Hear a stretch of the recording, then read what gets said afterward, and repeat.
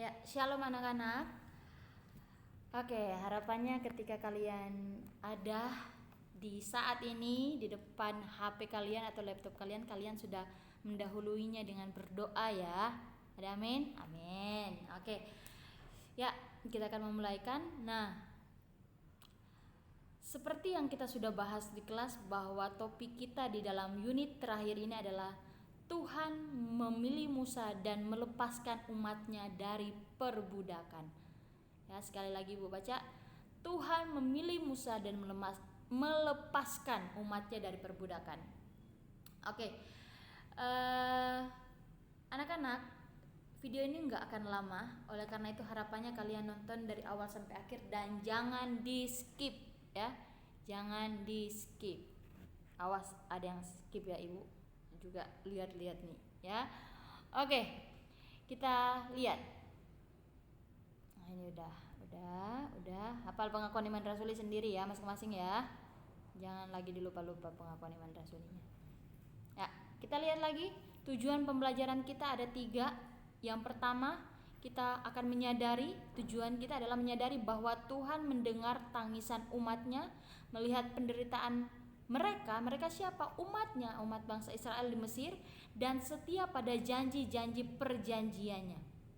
Dan yang kedua, kita mau melihat, menelusuri bagaimana Allah mempersiapkan Musa menjadi pemimpin Israel meskipun ia mempunyai kelemahan. Dan yang ketiga, kita mau melihat dan kita mau mempercayai, kita mau merefleksikan bagaimana Tuhan kita yang Maha Kuasa akan menyertai kita juga dan memakai kita untuk melakukan kehendak-Nya terlepas dari kelemahan dan alasan kita. Jadi ada 3 ya. Yang pertama 1, Tuhan mengasihi umatnya dan setia kepada janjinya, makanya ia akan menepati. Dan yang kedua, bahwa bagaimana kita akan melihat bagaimana Allah nih mempersiapkan Musa. Ya. Musa ini banyak ya sekali alasannya ketika dia ditunjuk, dia dipilih oleh Allah untuk menjadi pemimpin Israel. Banyak nanti alasannya ketika ditunjuk. Dia bilang saya nggak bisa ini, saya nggak bisa ini. Tetapi Tuhan akan memakai dia dan mempersiapkan Musa ini menjadi seorang pemimpin. Dan yang ketiga, kita mau melihat bagaimana Tuhan akan menyertai kita. Dia tidak hanya menyertai Musa, tapi dia pun akan menyertai kita semua. Oke, mari kita lihat. Kita mau mencapai tujuan pembelajaran yang pertama.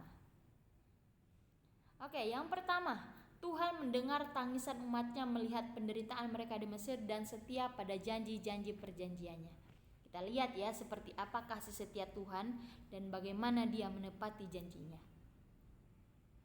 Oke, Ibu harap kalian sudah membaca Keluaran pasal 1 sampai 2.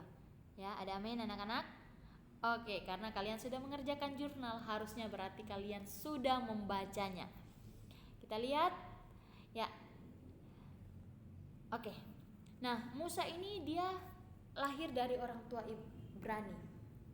Kenapa ya orang Israel itu bisa ada di Mesir? Nah, orang Israel bisa ada di Mesir. Masih ingat bahwa Allah berjanji kepada Abraham untuk memberkati dan menyertai Abraham dan keturunannya. Nah, Abraham ini kemudian punya anak 2, Ismail dan Ishak. Tetapi ini bukan tentang berbicara tentang Ismail, tetapi tentang Ishak. Nah, dari Abraham ke Ishak. Nah, habis Ishak siapa anaknya? Esau dan Yakub. Nah, kemudian Yakub yang meneruskan. Yakub dari Abraham, kemudian Ishak. Ishak punya anak Esau dan Yakub. Nah, ini akan Yakub yang akan meneruskan. Yakub ini punya anak berapa? 12, salah satunya bernama Yusuf. Yusuf inilah yang dijual ke mana? Ya, tanah perbudakan yaitu Mesir. Nah, sampai di Mesir sana, dia ini membantu Firaun menafsirkan mimpi. Oleh karena itu akhirnya Yusuf diangkat menjadi orang terpenting kedua di Mesir. Oke. Nah, setelah itu terjadi kelaparan di Israel. Sedangkan di Mesir tidak, karena berkat mimpi yang bisa diartikan oleh Yusuf, akhirnya Mesir ini bebas dari kelaparan. Nah, akhirnya kelaparan mereka orang Israel ini pun saudara-saudaranya Yusuf datang kepada Yusuf di Mesir. Oke, dan semuanya akhirnya keluarganya Yusuf datang kepada Yusuf di Mesir. Nah, lama mereka di sini, lama kelamaan Yusuf mati semuanya, ya orang-orang terdahulu mati, meninggal. Maka di situ akhirnya lahirlah seorang pemimpin Firaun yang tidak mengenal Yusuf. Yusuf tidak punya lagi pengaruh kepada orang-orang di Mesir. Nah, akhirnya orang-orang Israel yang ada di Mesir dibuatlah menjadi mereka akhirnya menjadi budak orang Mesir, ya. Mereka menjadi pekerja paksa, pekerja keras di Mesir. Nah, jadi Musa lahir ya dari orang tua Ibrani yang waktu itu sudah ada di Mesir. Lalu kemudian ketika Musa lahir nih, terdapat perintah bahwa semua bayi laki-laki orang Israel, orang Ibrani itu harus ditenggelamkan atau dibunuh, ya, ditenggelamkan di Sungai Nil. Kalian bisa lihat di Keluaran 1 ayat 22. Nah, tetapi Musa ini disembunyikan oleh ibunya. Siapa ibunya? Yokebed, ya. Yokebed menyembunyikan Musa selama 3 bulan. Tetapi 3 bulan ini disembunyikan, tidak bisa berlama-lama disembunyikan nih. Akhirnya mereka menyusun strategi dan mereka tahu bahwa putri Firaun mau mandi di Sungai Nil. Mereka hanyutkanlah si Musa di Sungai Nil, dan akhirnya Musa diselamatkan oleh Firaun. Ia dibesarkan sebagai pangeran di istana Firaun. Nah, ketika Musa sudah dewasa, dia menolak untuk menyatakan status sebagai orang Mesir. Dia memilih untuk dianiaya bersama umat Allah, bersama orang Israel, ya, daripada menikmati kesenangan dosa yang sesaat. Oke, jadi bagaimana kehidupan bangsa Israel di Mesir? Nah, keluarga Yusuf dan keturunannya, mereka ini tinggal selama kurang lebih 400 tahun. Di Keluaran 3 ayat 1 sampai 15 disampaikan di situ bahwa akhirnya, ya, Tuhan mendengar tangisan umatnya dan membantu mereka lepas dari tanah perbudakan itu. Dan apa yang dilakukan oleh Allah? Ia mengutus Musa untuk membebaskan mereka. Di lain sisi, saat itu umat Tuhan sangat menderita, mereka menjadi budak di Mesir. Nah, banyak orang yang berpikir, orang-orang Israel yang ada saat itu berpikir, kayaknya Tuhan sudah meninggalkan kita nih. Kayaknya Tuhan sudah melupakan janjinya kepada nenek moyang kita, kepada Abraham. Buktinya apa? Sekarang kita masih menderita, sudah beratus-ratus tahun kita menderita di sini. Mereka berpikir bahwa Tuhan sudah meninggalkan mereka. Tetapi apa anak-anak yang terjadi? Tuhan tidak pernah meninggalkan mereka, dan Tuhan berkarya sesuai dengan waktunya. Tuhan menepati janji-janji yang telah Dia buat sesuai dengan waktu dan caranya. Dan buktinya Dia lakukan apa? Dia lakukan dengan memilih Musa untuk membebaskan orang-orang Israel keluar dari tanah Mesir. Nah, jadi apakah Tuhan mendengar tangisan umatnya? Iya. Apakah Tuhan mendengar penderitaan umatnya? Iya. Apakah Tuhan setia kepada janjinya? Iya. Apakah Tuhan menepati janjinya? Iya. Oleh karena itu, Ia memanggil dan mengutus Musa untuk membebaskan mereka. Ya, jadi tujuan pembelajaran nomor yang pertama kita sudah capai. Bagaimana Tuhan setia kepada janji-janjinya dengan cara ketika Ia menepati, Ia mengutus Musa untuk menjadi seorang pemimpin bagi bangsa Israel di dalam membebaskan bangsa Israel keluar dari tanah Mesir. Mari kita lanjut kepada tujuan pembelajaran yang kedua yang kita mau capai. Yang kedua adalah kita mau melihat bagaimana Allah mempersiapkan Musa menjadi pemimpin Israel meskipun ia mempunyai kelemahan. Nah, Keluaran 3 ayat 4 harapannya pun kalian pasti sudah baca, karena kita sudah membuat jurnal baca Alkitab. Ya. Oke. Ya. Jadi di sini Tuhan memanggil Musa keluar dari semak di lereng Gunung Sinai, ya. Jadi ada penampakan Tuhan nih di semak belukar yang terbakar tapi tidak terbakar, tapi ada apinya. Ya, boleh lihat cari di internet Gambarnya jadi semaknya ini terbakar tetapi tidak terbakar. Ada apinya tapi tidak terbakar. Nah, dan Allah memperkenalkan dirinya sebagai Allah Abraham, Ishak dan Yakub. Kenapa dia memperkenalkan dirinya sebagai Allah Abraham, Ishak dan Yakub? Karena Musa mengenal Abraham, mengenal Ishak dan Yakub, dan dia mengenal Allah mereka yang begitu luar biasa menyatakan kasih setianya. Oleh karena itu Allah memperkenalkan dirinya supaya Musa langsung kenal, oh Allah Abraham, oh Allah Ishak, oh Allah Yakub. Oke. Dan ketika nih Allah menyampaikan akan memilih Musa, Musa ketakutan setengah mati saat itu. Banyak alasan yang diberikan kepada Allah. Namun apakah Allah hanya diam dan membiarkan mereka Musa insecure sendiri dan ya Allah diam begitu saja? Tidak. Allah menguatkannya dan tetap memilihnya menjadi pemimpin bangsa Israel. Oke, mari kita lihat ada 5 alasan Musa nih yang dia jadikan alasan supaya dia tidak menjadi seorang pemimpin. Nah, alasan yang pertama adalah pasal 3 ayat 11, dia mengatakan, Tuhan, siapakah aku ini? Aku ini bukan siapa-siapa, Tuhan. Kenapa engkau pilih aku menjadi seorang pemimpin Israel? Ya. Pasal 3 ayat 12, Tuhan bilang apa? Apakah Tuhan bilang, oh terserah kamu saja, oh ya memang kamu gak berharga? Oh enggak, Tuhan bilang apa? Musa, kamu gak sendirian. Musa, kamu gak sendiri. Aku akan menyertai kamu. Ya, ingat, kamu akan aku sertai. Jadi Tuhan menguatkan Musa pertama kali. Nah, kemudian di pasal 3 ayat 13, Musa memberikan alasan yang kedua lagi. Tuhan, bagaimana nih jika bangsa Israel bertanya kepada saya, siapa namamu? Siapa namamu Tuhan? Kalau saya gak bisa jawab gimana? Nah, Tuhan bilang, oke, bilang saja namaku adalah Yahweh, akulah aku. Mereka pasti sudah langsung kenal. Oke, langsung yang ketiga lagi, alasan Musa, pasal 4 ayat 1. Tuhan, bagaimana jika mereka tidak percaya kepadaku? Kan lucu nih kalau saya mati konyol, mereka lagi pacu, lagi kerja keras, terus Musa datang tiba-tiba, Tuhan, saya ini adalah bangsa Israel, saya adalah pilihan Tuhan.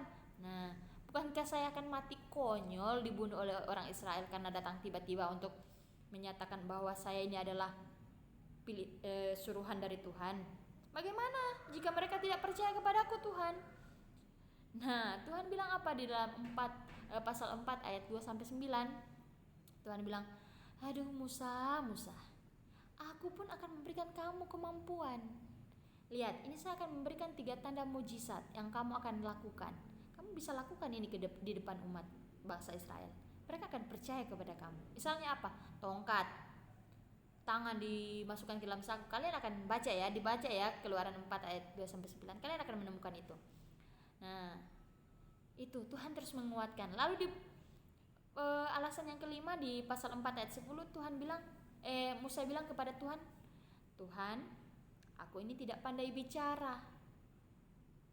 Tuhan, aku gak bisa bicara di depan orang Israel.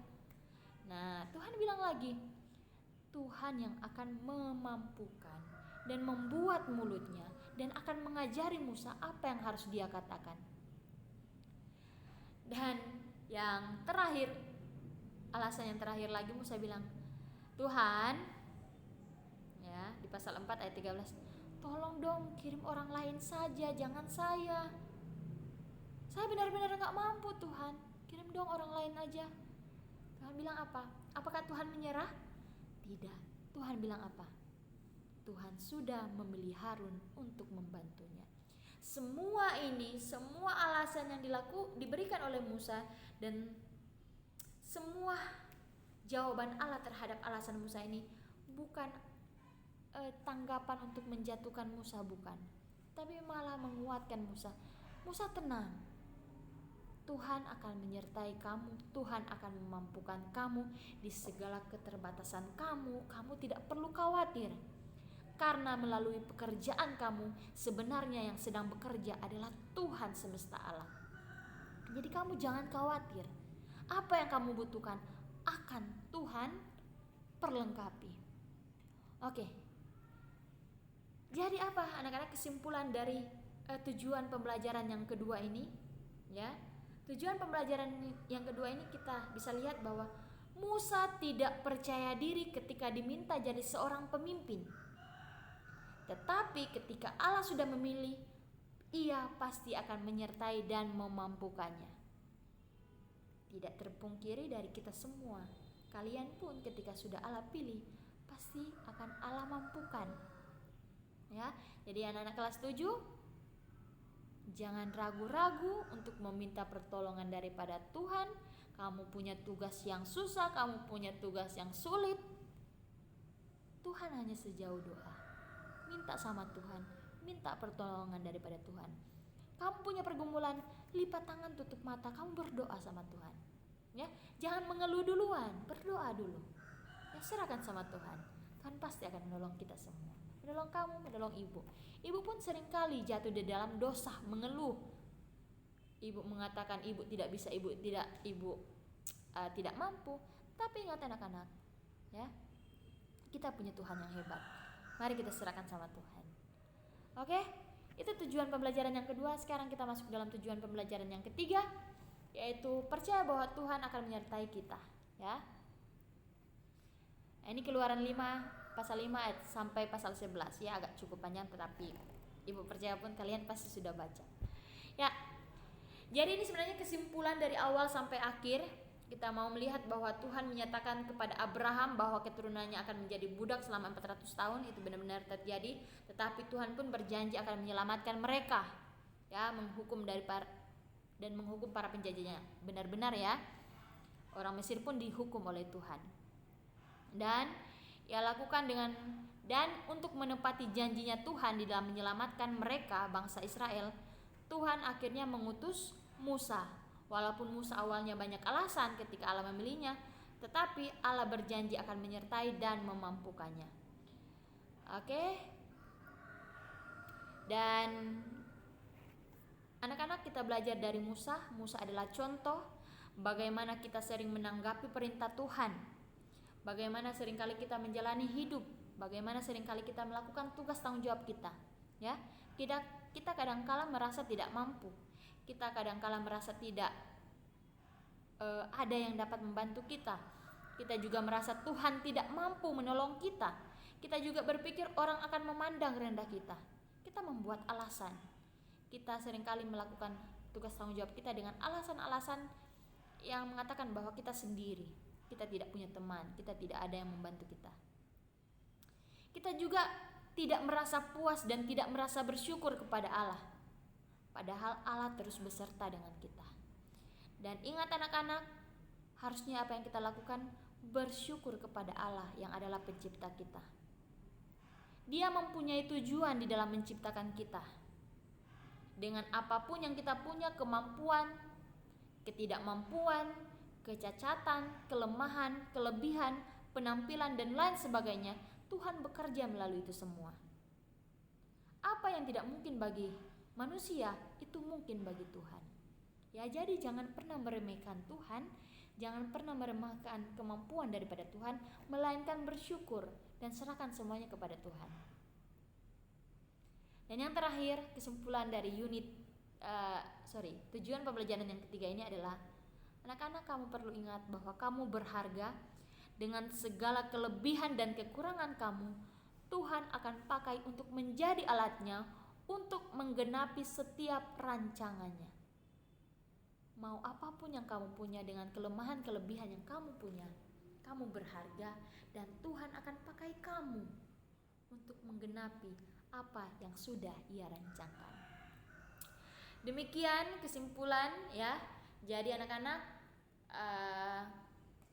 kalian perlu kembali melihat bagaimana perjalanan Musa dan bagaimana perjalanan bangsa Israel keluar dari tanah perbudakan. Harusnya ini terus mengingatkan kita semua bagaimana kasih Allah begitu besar bagi kita dan bagaimana Ia akan setia menepati janji-janjinya kepada kita.